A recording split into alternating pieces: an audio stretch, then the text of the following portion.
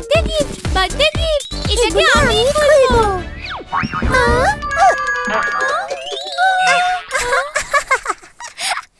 আরে রাবার!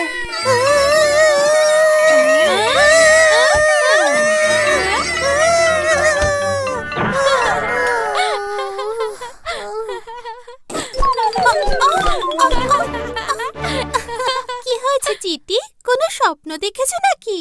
না দিদি, যখন বেবি ডল কেঁদে উঠেছিল পাপুর মুখটা দেখার মতন ছিল।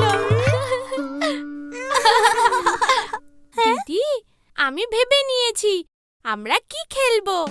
চিটি, ডক্টর ডক্টর খেলবো।